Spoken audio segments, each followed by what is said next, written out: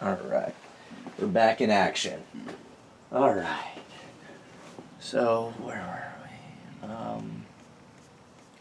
All right. So you definitely faced discrimination throughout playing, right? Yes. Mm-hmm. All the way up to now. Mm-hmm. I still think it's the most. I think this time now is the same as before. My opinion, I haven't seen nothing. And they don't tell me about no better jobs, none of that stuff, because I earn. If you earn, you think, use your brains, you can still get a job. You can't walk around saying that somebody owe you something. And I always tell people, you don't owe me nothing, because I'm going to earn it. If I can't earn it, I don't want it. You know, that's the way I'm at, you know. I had opportunity on the jobs, like I say, making the ceramic. It's not too many people can do ceramic, called metallurgy or ceramics, ceramists, working pressure mill and stuff. I just learned it. I learned it to better myself, so I can have, for my family and stuff like that. So, I always tell them all the time, you can't take it from me. And during the 70s, late 70s, when the government wanted to give every black person the opportunity, I forgot what the name of it, give you a job and stuff. So they try to make me, like I'm a manufacturing manager, they try to make me the vice president of this company. I said, no. He said, well, you get more. No. Why you going to make me the vice president, then you're going to fire me later on? I don't know nothing about being over. My job is to run a company to make money, not to go out there and try to get money, to make the money, So, they mad at me because I turned that down. I said, well, that's life. But I think racism is really bad. I really do. People don't want to discuss. The only thing I see in racism is that they don't want to discuss what need to be discussed. And just like we have Black History, I do Black History for the school every year. Black History Month. 400-something years, you don't think we're going to learn something in a month? It's not going to work. Let understand and quit getting mad at each other and understand why. Now, I heard a lot of people get mad with me because I don't even taking all these statues down. You take these statues down, you are not learning history. Why are you taking them down? You're not learning history. You want to know what happened, especially young kids. But back to the same thing, a lot of young kids don't care, And like I say, I don't feel sorry for none of them. My job is to try to teach you. If you don't want to learn, that's your problem. Mm-hmm.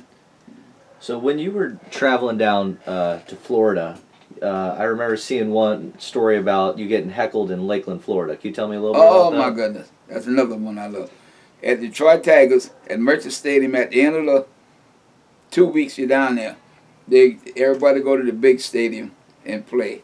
And they had this kid on the mound, boy, he was throwing, well, you understand what BB smoke and all that stuff. So I'm a right-handed batter. I throw lefty, but I'm a right-handed batter, and I just figured him out, So he going to come outside, and I hit a shot to right field. And when I got to first, no way in the world they can get me on this one, So I went to second, and, my mind made up I was going to third anyway, because they know in the world he is his arm that good. They just couldn't get me on my speed. So if I round second, I can hear this, somebody in the stand holler, run in, run. And I looked at this white kid, I said, I didn't tell him, but in my mind, I said, let me tell you, I know you didn't say it, but Lord is going to help you when I get there. Because I'm going to send you in the stand. And happened so the ball hit and bounced over the head, and I hit third, and I scored on it. I had a double and an error on that. So, but, I've seen a lot. They had a guy in the Tigers, and this, I don't understand it. Racism, money, whatever. Kid named Boss, he was from Chicago, Illinois. Played third base. He couldn't pick up water. He was bad. But the Tigers signed him, and that would really made my eyes open up. He was bad because his daddy was out there, But he was bad. He was unbelievable. And we had a kid in Williamsport, Pennsylvania. The Yankees, 1960, the Yankees gave him $50,000 bonus, and that was big time. He was on the mound, he's throwing BBs, We couldn't touch him for 3 innings. Somebody up there, well, I told y'all the men's ain't worth 2 cents. So the manager them called Phoney. He said, look, we're not going to touch this guy, touch this guy what we're doing, because I was playing right field that night. He said, we got to do something. So I said, well, stop bunting the ball. We bunt the ball. We start bunting. And he really started crying. And then the next guy, we had the base loaded, the next guy, I think it was Van Russian, somebody came, he hit a BB, we just killing him. We could have his mother up there saying, y'all killing my little boy in there. And we got together. We didn't tell her now, she white now, we ain't stupid, you know what I'm saying? We gonna kill him some more. Oh, by 2 innings, we ran him off that mound. We made him cry. Literally, grown man, 20-something years old, cry. Yeah. See, you don't know this game like we do. We start butting them and butting them too. So how would you say you were treated in white towns, either north or south, when you were traveling around? Because I was the boss. See, that's one thing I took the advantage of, and like some people say I shouldn't. When like first time I went to Jersey, we started the company, Dialect Labs. It was Dave Blue for white guy and me. We started the company, but then, like, here we go again. I'm the only and the first black starting this company. So when we company in there, all I had was white working for me, right? So we started in 74 and 78. We sold it to a company upstate New York. Yeah, after we sold it to them, here I'm the only black. I'm the first black at this company. So to do the ceramics that I had to take, the company they put $1 million insurance on me so I can take the equipment up. Anyway, when I got there, and when I first got there, I told them straight out, you don't call me boy, you call me Mr. Either I call you Mr. Either one you want. But, Neil all this. Anyway, I was the first black, It was always, and I took advantage of it. Casanova, New York, town of 3,200 people. 3 whites, 3 blacks. I took the advantage of them. My business. Because they gave me a ticket one time, and I told them, no, this is my spot. That the big company told me to park my van. Now, if you bother me again, I'm going home. When they found out that I ran that company, it was like, no, you don't. You ain't going to do what you want to do. I'm telling you. And it's the same thing when I had my son up there. He took the advantage of it because he could have did anything. Who was your daddy, Russel Patterson? Oh, go ahead, My wife would tell you, we put up with a lot with that. By him taking advantage. But I took the advantage of it, yeah. I went to California, opened up a plant, took the advantage of it, yeah. Y'all don't tell me what to do. Y'all the one paying me to come here, So. All right, so you said that you served in the military. What branch, and can you tell me I was about in the it? Army. I was in the missile and radars. I went to Redstone Arsenal for schooling, electronic missile radars. And then I ended up in Dachau, Germany, with a concentration camp with it. When I went there, the first day I got there, Colonel wanted me to drive for him. And I looked at him and said, he said, you got any feelings about us? Nope. He said, well, what your MS? MS is the 250, they call it. They said, they send you to school and you driving a car? I said, what the hell you telling me for? You the one. But anyway, I ended up with a small outfit called 500 Detachment. There was about 40-something guys.